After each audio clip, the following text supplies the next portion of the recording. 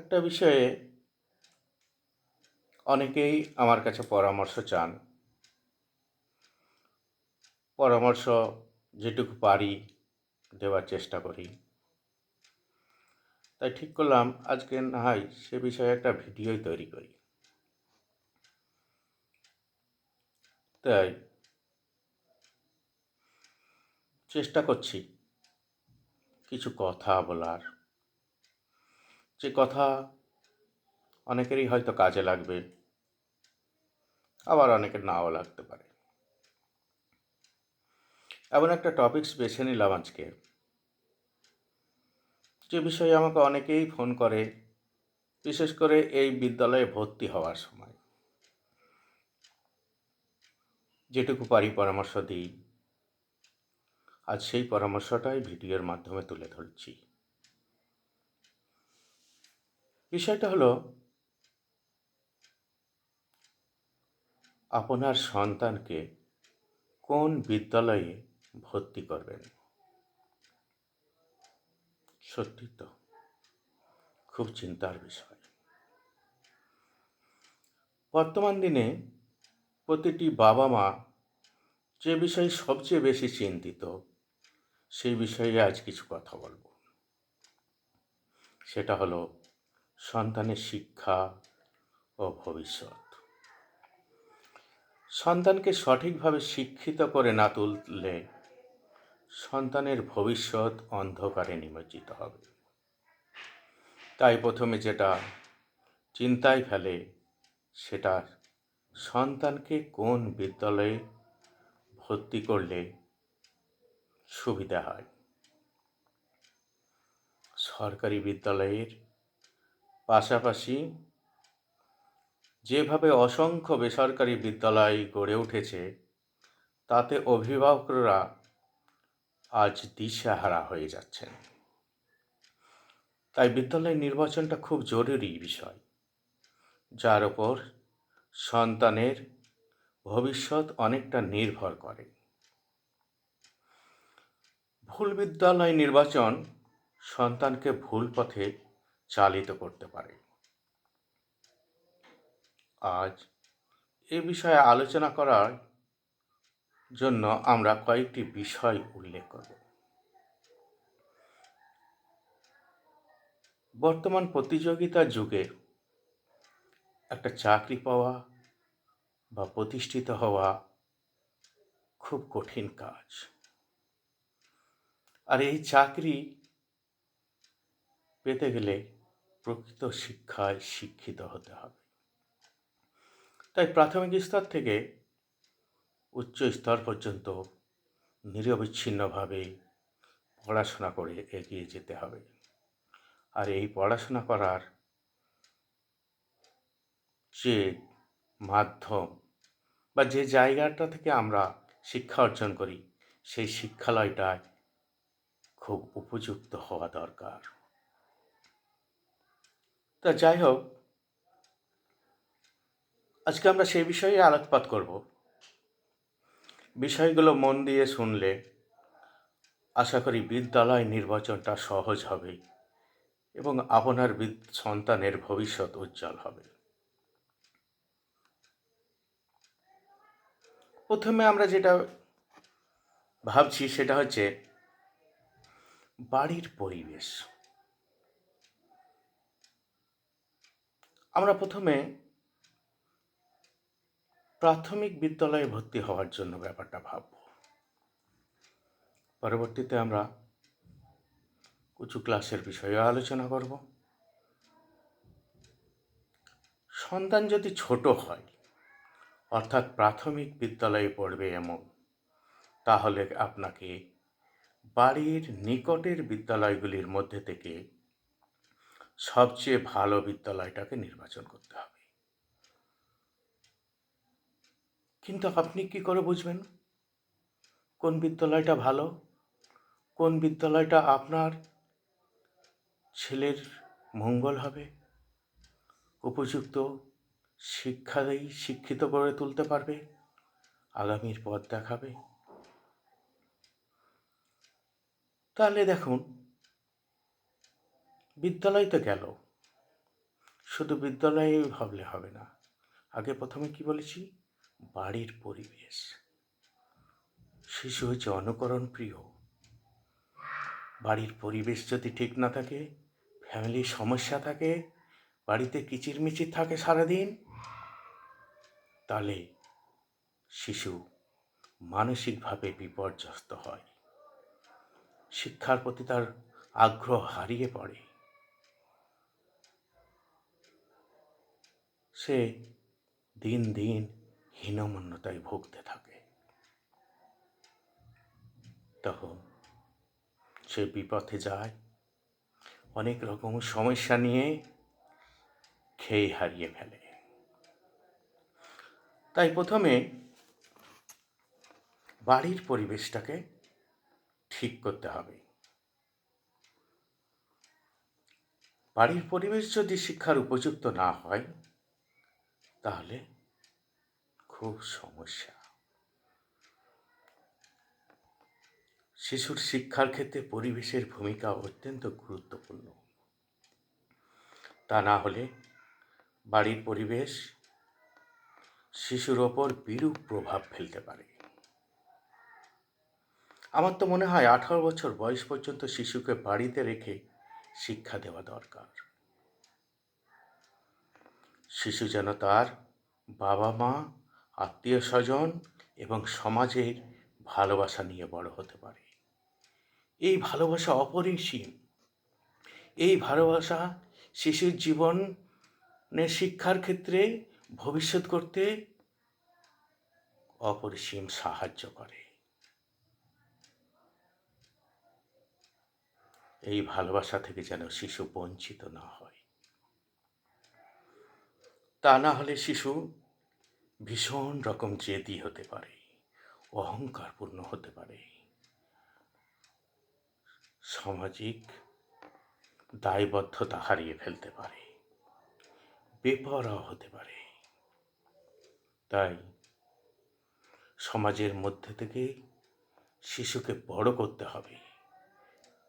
বন্ধুবান্ধব, আত্মীয় স্বজন, বাবা মা সকলের আশীর্বাদ নিয়ে শিশু বড় হবে।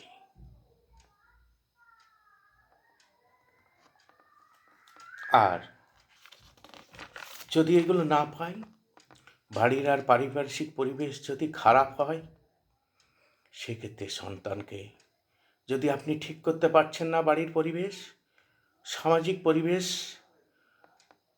অত্যন্ত খারাপ। বিশেষ করে গ্রামের পরিবেশ অনেকটাই শিক্ষা বিরূপ হয়ে গেছে। শিক্ষার পরিবেশটা অনেকটা নষ্ট হয়ে গেছে। সেক্ষেত্রে আপনার শিশুকে বাড়ির মধ্যে যতটা সম্ভব আগলে রেখে, নিজের আয়ত্তের মধ্যে রেখে শিশুকে শিক্ষা দিতে হবে।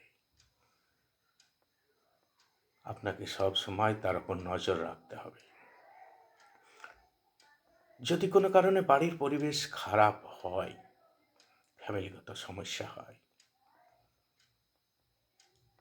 সেটাকে শিশুর সামনে প্রকাশ করলে হবে না। সেটাকে পিছনে রাখতে হবে। যদি না পারেন, তখন অনেক কঠোর সিদ্ধান্ত নিতে হবে। সন্তানকে অন্যত্র রেখে শিক্ষার ব্যবস্থা করতে হবে, যেটা খুবই কষ্টকর। একটা ছেলের ক্ষেত্রে একটা বাবা মায়ের ভালোবাসা, আত্মীয় স্বজনের ভালোবাসা কতটা আশীর্বাদ, সেটা সবাই জানে। তো যাই হোক, গেল বাড়ির পরিবেশের কথা। এবার মনে হয় বিদ্যালয়ের পরিবেশটাও দেখা দরকার, যেখানে আমরা শিশুকে ভর্তি করব, দিনের অনেকটা সময় সেখানে থাকবে। শিশু হলো প্রকৃতি প্রেমী। সে সর্বদা খেলা করতে ভালোবাসে, পড়াশোনা নয়। বড়দের ক্ষেত্রে পড়াশোনার দায়বদ্ধতাটা বেড়ে যায়, সেটা পরে বলবো। কিন্তু একটা ছোট শিশু, তার মন চায় সব সময় খেলা করতে। তাই নিচু শ্রেণীর শিশুর ক্ষেত্রে সেই বিদ্যালয় নির্বাচন করতে হবে যেখানে খেলাধুলার উপযুক্ত পরিবেশ আছে। আমরা বললাম উঁচু ক্লাসের ক্ষেত্রে সেটা কিন্তু একটু আলাদা, খেলাধুলা অতটা করলে হবে না, পড়াশোনাটাকেই তখন এগিয়ে নিতে হবে, প্রধান গুরুত্ব দিতে হবে।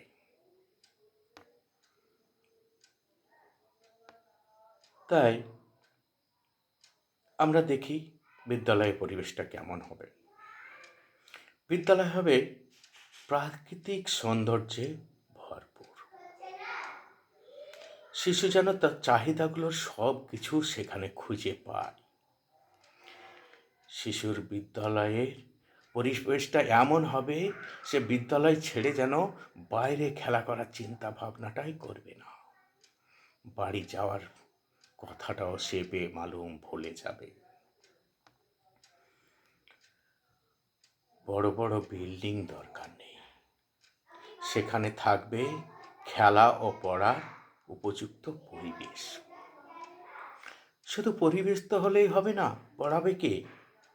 তার জন্য দরকার পর্যাপ্ত শিক্ষক এবং অশিক্ষক কর্মচারী, যারা স্কুলটাকে আগলে রাখবে, সযত্নে শিশুদের লালন পালন করবে, প্রকৃত শিক্ষায় শিক্ষিত করবে।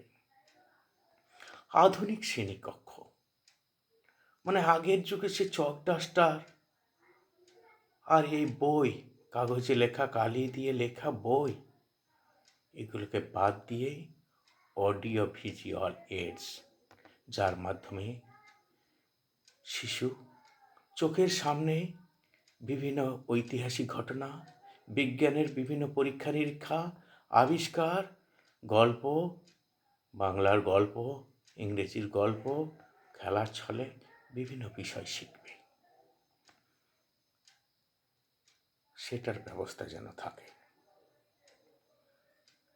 আধুনিক শ্রেণীকক্ষ। আর কি বললাম? যুগোপযোগী শিক্ষা সহায়ক উপকরণ, ওই যে অডিও ভিজুয়াল এইডস, যার মাধ্যমে আমরা বিভিন্ন কিছু তুলে ধরতে পারি। বিভিন্ন পরীক্ষা নিরীক্ষা কী থেকে কী তৈরি হচ্ছে, কোথায় কি যুদ্ধ হয়েছিল, সেই ঘটনাগুলো, বাংলার নাটক, কবিতা, সব কিছু আমরা ধরতে পারি। ভূগোলের বিষয়বস্তু, বিজ্ঞানের বিষয়বস্তু আমরা সেই অডিও ভিজুয়াল এইডসের মাধ্যমে তুলে ধরতে পারব। আর কি? কম্পিউটার ছাড়া এখনকার শিক্ষা ব্যবস্থা ভাবাই যায় না। তাকে আস্তে আস্তে কম্পিউটার অনুরাগী করে তুলতে হবে না, দেখবেন সে এমনিই হয়ে গেছে। আর কি? লাইব্রেরি, ডিজিটাল লাইব্রেরির কথা বলছি, যে লাইব্রেরিতে, পুরাতন লাইব্রেরি থেকে অনেক মনোযোগী হবে শিশু। আর কি? আরও কিছু ব্যক্তিগত প্রয়োজনীয়তা মেটানোর জন্য যে বিশেষ জিনিসগুলো দরকার, যেমন আধুনিক শৌচালয়, এগুলো রাখতে হবে। বিশুদ্ধ পানীয় জলের ব্যবস্থা, এছাড়া বিদ্যালয়ের সৌন্দর্য বৃদ্ধির জন্য ফুলের বাগান সহ কৃত্রিম সৌন্দর্য প্রদানের ব্যবস্থা করতে হবে। এখন কৃত্রিমভাবে অনেক কিছু দিয়ে বিদ্যালয়কে সাজিয়ে তোলা যায়, সেগুলোর ব্যবস্থা রাখতে হবে। পর্যাপ্ত পরিমাণ খেলার সরঞ্জাম, প্রতিটা ছেলের ইচ্ছানুযায়ী খেলাধুলার সরঞ্জাম থাকবে। দেখবেন শিশু বিদ্যালয় কামাই করবে না, শিশু বিদ্যালয় ছেড়ে বাড়ি যাওয়ার কথা ভুলে যাবে, শিশু খাওয়ার কথা ভুলে যাবে। সে খেলার মধ্যে দিয়ে অনেক কিছু শিখে ফেলবে। আর কি? বিদ্যালয়তে হবে একটু ফাঁকা পরিবেশে, কোলাহল মুক্ত পরিবেশের কথা আমরা বলছি, দূষণমুক্ত পরিবেশের কথা বলছি। হ্যাঁ, সেগুলো শিশুদের স্বাস্থ্য উপযোগী হবে। এই ধরনের বিদ্যালয়কে আপনাদের নির্বাচন করতে হবে। হ্যাঁ, আপনি তো বলবেন বেসরকারি বিদ্যালয়ের কথা বলছি। না, বর্তমান যুগে অনেক সরকারি বিদ্যালয়ে এই ধরনের ব্যবস্থা আছে। আবার এটাও ভাববেন না যে বেসরকারি বিদ্যালয়ে সাধারণ ঘরের ছাত্রছাত্রীদের পড়ানোর কোনো ব্যবস্থা নেই। হ্যাঁ, সেগুলো আমরা পরবর্তীতে আলোচনা করব। আর কি শুধু এগুলো নির্বাচন করলে হবে না, আরও কয়েকটা দিক মাথায় রাখতে হবে। যাতায়াত ব্যবস্থা, শিশু যেন নিরাপদে বিদ্যালয়ে পৌঁছায়। আপনি অনেকটা দূরে ভর্তি করে দিলেন একটা বাচ্চা শিশু, প্রতিদিন 2 ঘন্টা, হয়তো দেখা যাচ্ছে তার গাড়ি ব্যবস্থা আছে স্কুলে, 2 ঘন্টা করে যেতে হচ্ছে, 1 ঘন্টা করে যেতে 1 ঘন্টা করে আসতে হচ্ছে। এতে শিশুর স্বাস্থ্যের অবনতি হবে, উপকারের চেয়ে অপকার বেশি হতে পারে। তাই শিশুকে নিকটস্থ বিদ্যালয়ে ভর্তি করতে হবে। প্রাথমিক বিদ্যালয় এখন অনেক বাড়ির নিকটে হয়ে গেছে। ছোট ছোট অনেক বিদ্যালয় গড়ে উঠেছে, যাতে পরিবেশ অনেক ভালো, পড়াশোনার মান ভালো। সরকারি বিদ্যালয়ে অনেক বেসরকারি বিদ্যালয়ে সমপর্যায়ে উন্নীত হয়ে গেছে। আমি মিথ্যে বলছি না, খোঁজ নিয়ে দেখবেন। আপনার হয়তো সব বিদ্যালয় সম্পর্কে জানা নাও থাকতে পারে। হোক না একটু নিকটের থেকে আরেকটু দূরে, ভালো পরিবেশ হলে সেখানেই ভর্তি করতে হবে। আর যাতায়াত ব্যবস্থার মধ্যে আরেকটা বলছি, ঝুঁকিপূর্ণ। যাতায়াতের রাস্তা যেন ঝুঁকিপূর্ণ না হয়। শহরের ক্ষেত্রে অত্যাধিক যানবাহন এবং গ্রামের ক্ষেত্রে যানবাহন ছাড়াও পুকুর থাকে রাস্তার ধারে, নালা থাকে, মাঠ ডিঙিয়ে যেতে হয়, এসবগুলো অনেক বাধার সৃষ্টি করে। তাই বিদ্যালয়ের নির্বাচনের ক্ষেত্রে সেগুলোকে মাথায় রাখতে হবে, যেন সেগুলো যাতায়াতে শিশুর সমস্যা না সৃষ্টি করতে পারে। প্রয়োজনে যে রাস্তায় যানবাহন চলে না, সেই বিকল্প রাস্তা ব্যবহার করে শিশুকে বিদ্যালয়ে পৌঁছে দিতে হবে। আর বলি, শিশু চায় তার বাবা মা, আত্মীয় স্বজন তার হাতটা ধরে বিদ্যালয়ে পৌঁছে দিয়ে আসুক। শিশুর মতামতকে গুরুত্ব দিন। শিশু দেখুন আধুনিক শিক্ষায়, সুশিক্ষায় শিক্ষিত হয়ে, সুপ্রতিষ্ঠিত হয়ে আপনার মুখ উজ্জ্বল করবে। আজ তাহলে এখানে, পরবর্তী আপনারা বললে আবার নতুন ভিডিও নিয়ে আসবো।